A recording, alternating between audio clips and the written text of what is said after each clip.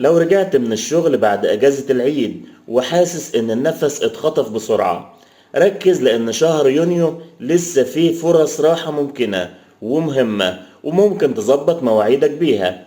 السؤال اللي ناس كتير بتسأله، هل في أجازات تانية رسمية في الشهر ده؟ الإجابة أيوة. عندك أجازة رأس السنة الهجرية والمتوقع إنها تكون يوم 17/6.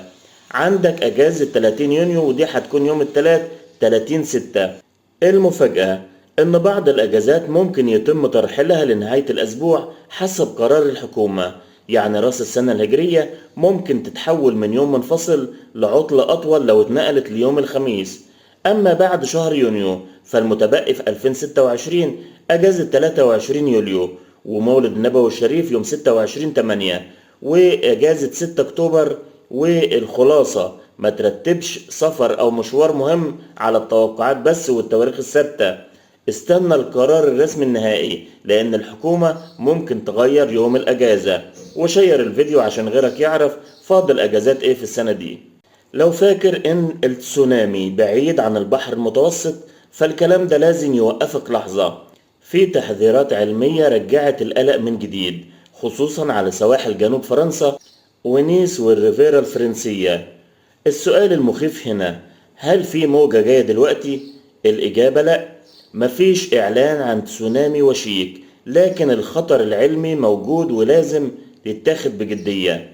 الموضوع طلع أخطر من مجرد موجة كبيرة، لأن البحر المتوسط بحر شبه مغلق وسواحله مليانة مدن وسياح ومواني، وأي زلزال أو انهيار تحت البحر ممكن يعمل موجات توصل بسرعة. والأخطر إن الموجة الأولى مش شرط تكون الأقوى، وممكن بعدها موجات تانية. علامات الخطر اللي لازم تتعرف: زلزال قوي، انحسار مفاجئ لمياه البحر، أو اضطراب غريب.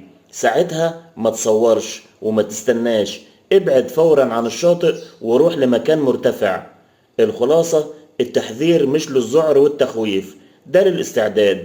وابعت الكلام ده لأي حد كان بيفكر إن البحار المغلقة لا يمكن تتعرض لحاجة زي كده.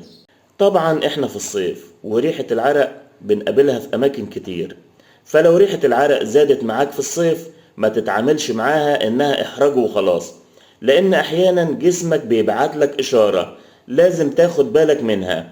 والسؤال المهم، هل العرق نفسه هو سبب الريحة؟ الإجابة طبعا لا. الريحة غالبا بتحصل لما العرق يفضل على الجلد ويتفاعل مع البكتيريا، خصوصا في الإبطين ومع الحر والرطوبة واللبس الضيق. الحل بيبدأ من الأساس: استحمام منتظم وتنشيف كويس ولبس قطن واسع ومزيل عرق على جلد نضيف وجاف، مش فوق عرق قديم. وفي وصفات طبيعية زي الشبة أو صودا الخبز أو خل التفاح أو الليمون المخفف، لكن بحذر جدا لأن البشرة الحساسة ممكن تتهيج وتحمر. طيب الخطورة بقى هتكون امتى؟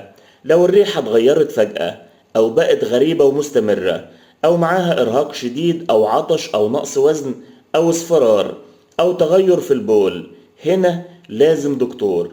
الخلاصة، حافظ على النظافة وابعت الكلام ده لأي حد فاكر إن ريحة العرق مجرد مزيل وبس.